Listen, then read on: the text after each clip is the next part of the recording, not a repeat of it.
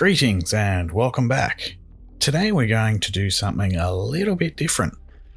Now, I often say it's always scarier when it's real, and nothing in this world is scarier than ignorance.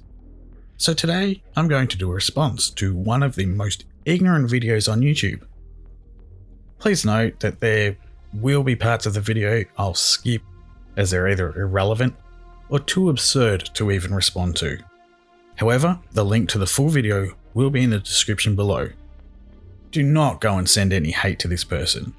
It's just not needed. Enjoy.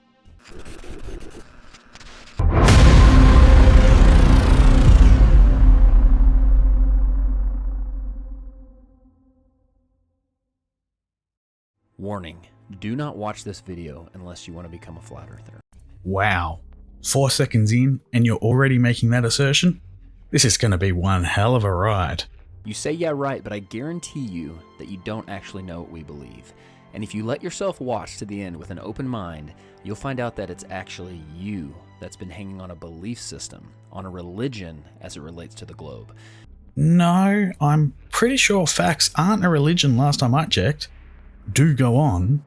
You'll also develop a newfound respect for this group of people that support this channel and who are so willing to be called stupid, so willing to be looked at as idiots for simply questioning the narrative of what they're being told. It could also be that these people are, in fact, idiots. But I'll give you the benefit of the doubt. Let's see what you have to offer. I'm an open-minded guy. Because the reality is, no one becomes a flat earther by seeing the floating pancake. Yeah, we think that's ridiculous too.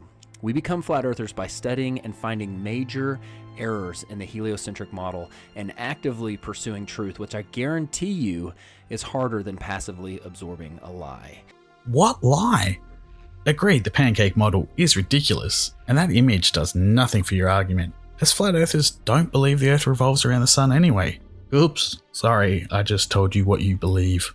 My bad. We probably actually know more about what you believe than you do. Remember, we used to be you. Oh, no. You have never been me. I am me. You probably have also never been one of us. So trust me when I say that any objection that is currently or is about to arise in your mind, we've already dealt with ourselves. So you took all the facts gathered from thousands of years of observation and just said, nah, Earth flat.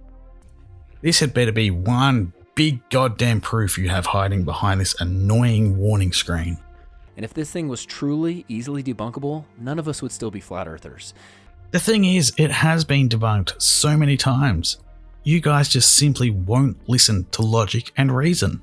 Have you not wondered why someone would believe in something so stupid as flat earth? Why people don't mind being called idiots? Maybe it's because it's not that stupid. Or maybe it's because they want to feel special. Like they know something that no one else does. Like they have the inside word on what's really going on. Maybe someone wants you to think it's stupid. Who could possibly want that? Maybe someone is working really hard behind the scenes. What scenes? We aren't actors, and this isn't a movie. To make you think that we believe in a square pancake flying through the solar system that you could just step off of and in the nothingness of space. I have never actually heard or seen anyone try to debunk a square flat Earth.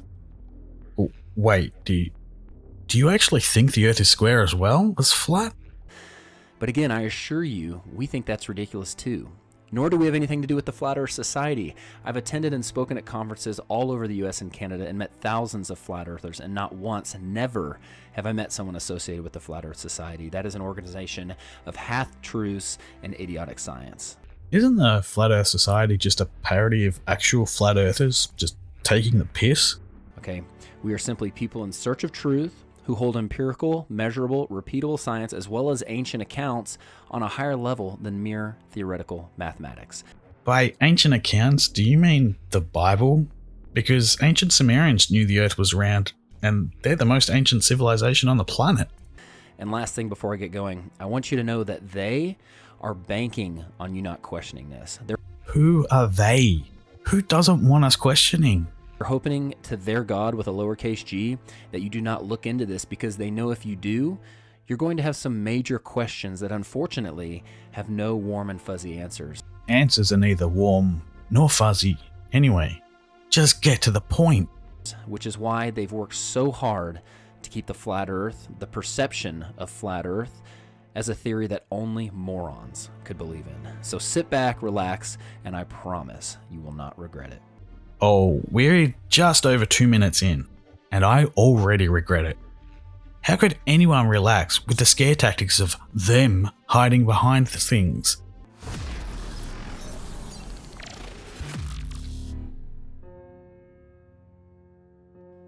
Not gonna lie, that is a killer intro.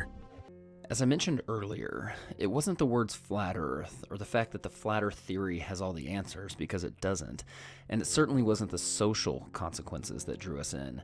But for most of us, it was the questioning of the globe model, which ultimately brought us to flat Earth. Okay, so you have a problem with the globe model. What is the issue? And let's see if we can solve it. So here's some questions that reveal some things that I didn't even realize I believed in by believing in the globe.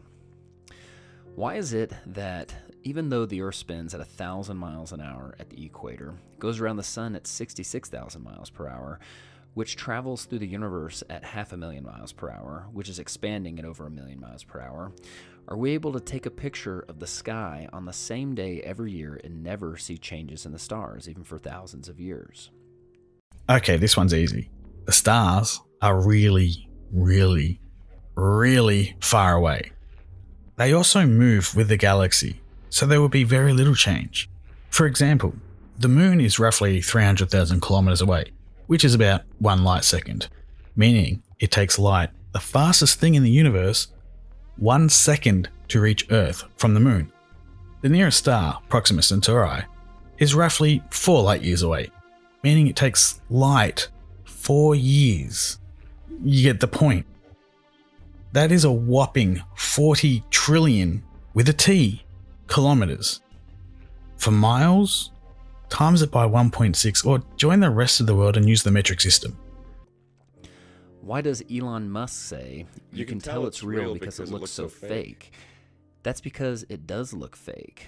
This uses a fisheye lens and looks fake because light in space is very harsh. It's not filtered by any atmosphere of any kind. Look how the Earth glitches out in the background, but the car doesn't. The camera is fixed to the car, so it only appears that the car doesn't glitch.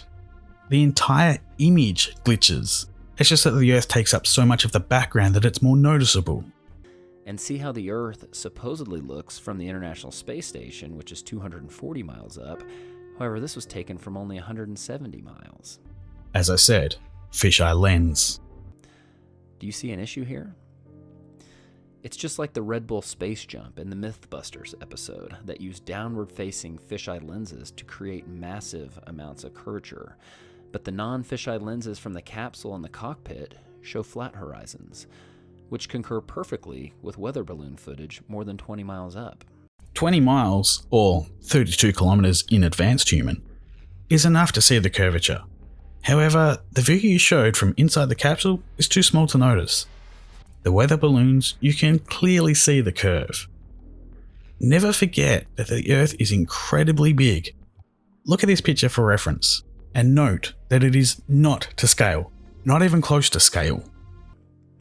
Which, by the way, 20 miles high is roughly the size of the bulge that should be in the state of Kansas due to it being 413 miles wide.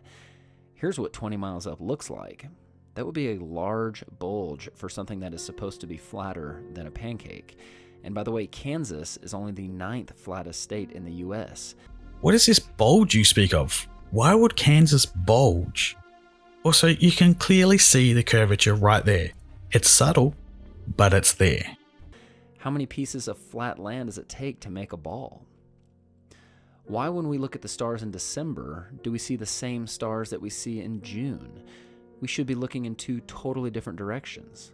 No. The planet doesn't flip around, it stays in the same orbit. Here, this animation will help. The Earth travels around the Sun. It takes 1 year for the Earth to go all the way around the Sun one time. And because the Earth is tilted, sort of like a spinning top, parts of the Earth get more heat and light from the Sun at different times of the year. You see? Spring and summer, fall and winter. Thanks to Brad Freeze for this, link in the description below. If ships sail over the curve of the Earth, why are we able to bring them back into view with high-powered lenses as if they merely sailed past the horizon of the eye's angular resolution? This argument has been debunked so many times by other people far better than I am. However, if a ship has gone out far enough, no matter how much you zoom in or how powerful the telescope, you will not be able to see it because it goes over the curve. Why are we able to see things over long distances, which according to the formula for a ball with a circumference of 24,900 miles, should be thousands of feet below the curvature horizon? And now, with infrared technology, we are seeing things that should be miles below the horizon if we truly lived on a ball. Refraction needs to be taken into account here. Again, this has also been debunked. Okay, I'm gonna leave it there before my blood pressure gets any higher, but I will continue with this video. Next time, things get truly interesting, and by interesting I mean tedious, with a whole lot of word salad and a lot more misunderstanding of things. Until then, I've been your NASA Shield for the evening. Before I go, I just want to thank you all for watching, and a very special thank you to Purple Haze and Ghostface, whose ongoing support helps this channel grow.